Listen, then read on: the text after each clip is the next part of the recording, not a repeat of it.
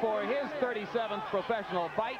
9-0 so far in heavyweight championship fights. A victory tonight would tie him with Joe Frazier for 5th on the all-time list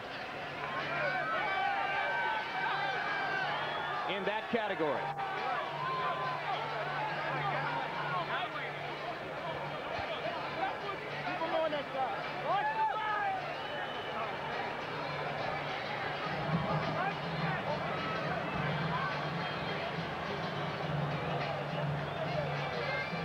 Directly in front of Tyson was Aaron Snowell. He's now stepped ahead of a security guard. Jay Bright is the man just behind Tyson's shoulders now as he prepares to step up into the ring, whipping the ripped towel off over his head. Of course, the gladiator look remains intact. Black shoes, no socks, black trunks, Mike Tyson. You know, it is a sign of the importance that boxing has to Mike Tyson, that no matter what goes on around him, he's ready to fight. As he has been 36 times with 32 knockouts so far.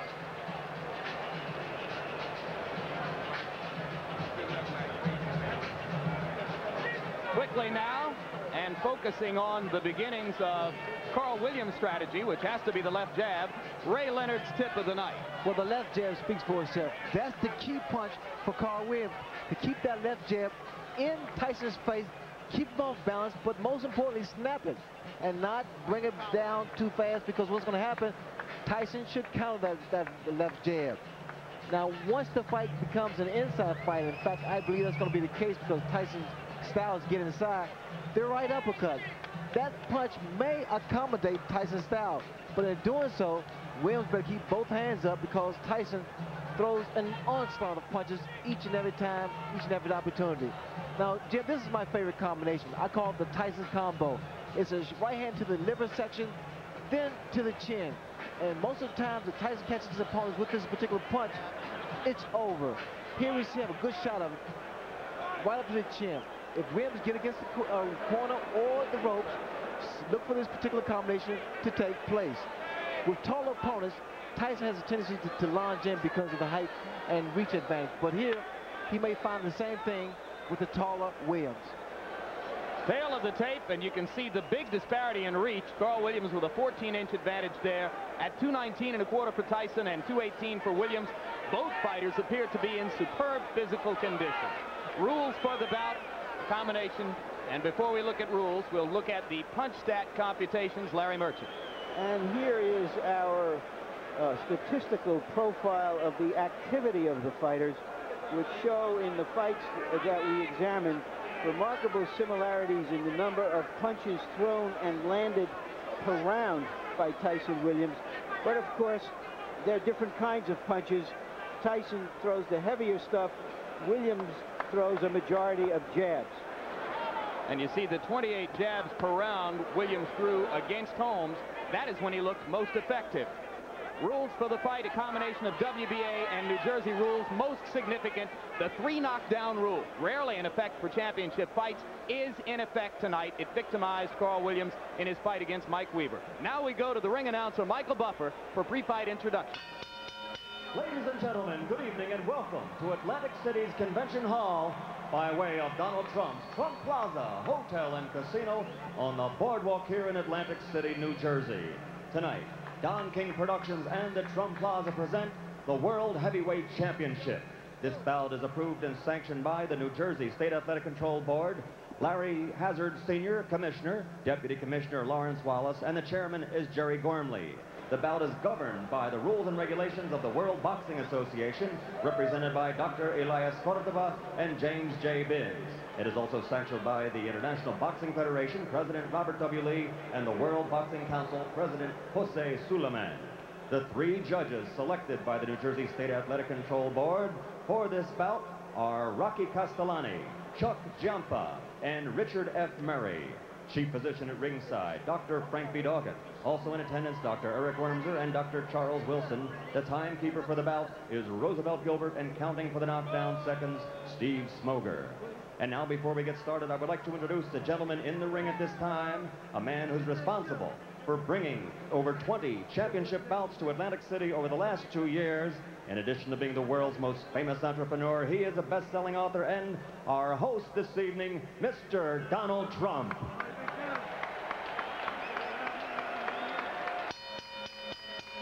And now, ladies and gentlemen, from the Trump Plaza Hotel and Casino in Atlantic City, New Jersey, let's get ready to rumble! 12 rounds of boxing for the undisputed heavyweight championship of the world. The referee of this bout is Randy Newman. Introducing first, fighting out of the blue corner, wearing the white trunks with red trim, he weighs an even 218 pounds from Absecon, New Jersey. His professional record, 22 victories against only 2 defeats, 17 knockouts to his credit, and 14 of those 17 KOs within 5 rounds or less. Ladies and gentlemen, the #1 heavyweight challenger in the world today, Carl "The Truth" Williams.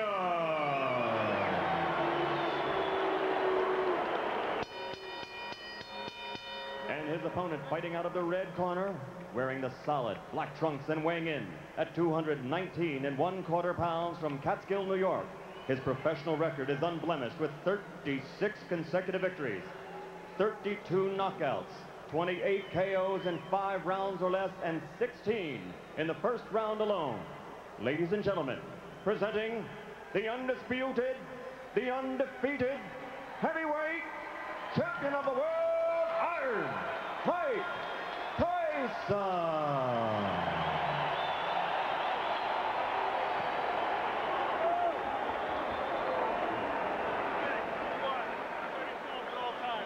Number 2, obey my commands. I'll shake hands and come out of the bell. Keep in mind that Mike Williams has a tendency to get hit by left hooks. Carl Williams, excuse me, I can think of better tendencies that a fighter should have who's going out to face Mike Tyson. Indeed, Carl Williams has been floored 7 times in his career. Twice by James Quick Tillis, twice by Jesse Ferguson, 3 times by Mike Weaver, and in every instance, the decisive blow was a left hook. The people in Williams' corner are sincerely worried about what he does in the first 30 seconds against the Tyson onslaught. And it would appear that the strategy to begin with is to hold, and referee Randy Newman says, we're not going to start that way. This is somewhat of a reunion here because both men are just throwing punches. In fact, Williams here has selected to fight Tyson inside.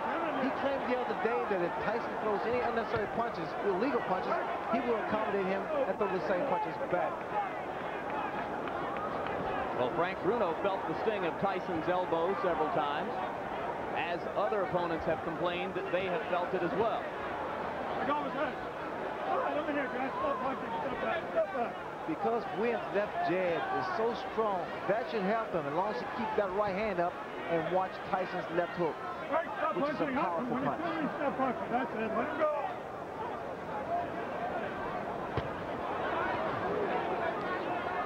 All right, that's it. I'm here. Let him go. Step back.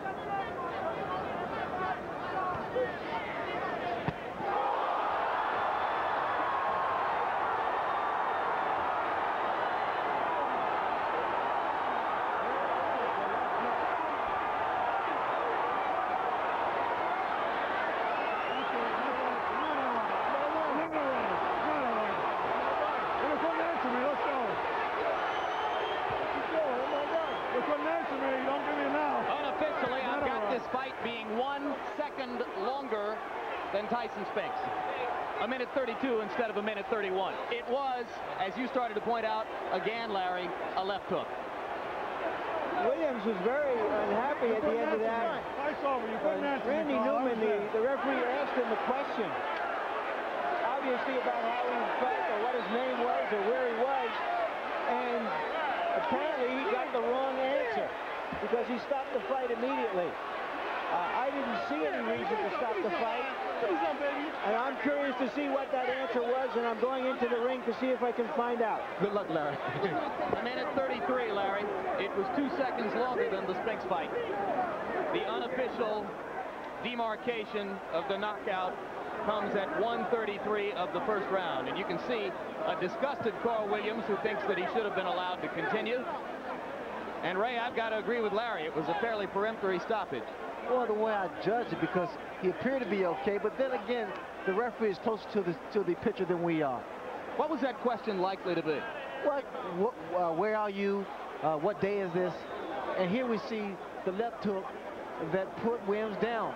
Williams had dropped that right hand, and I indicated earlier that the jab will be the key, but in throwing the left jab, he must also keep that right hand up and power.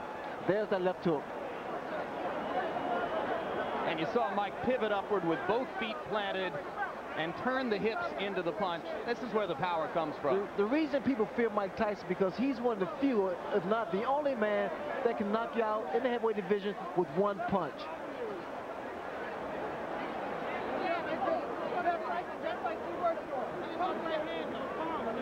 Here's another look at the devastating left hook.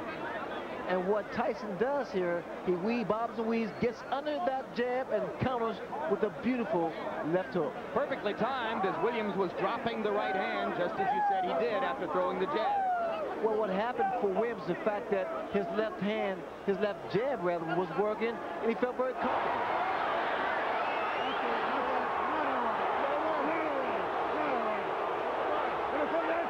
That was a look back at the conversation between Randy Newman and Carl Williams, which led to the stoppage.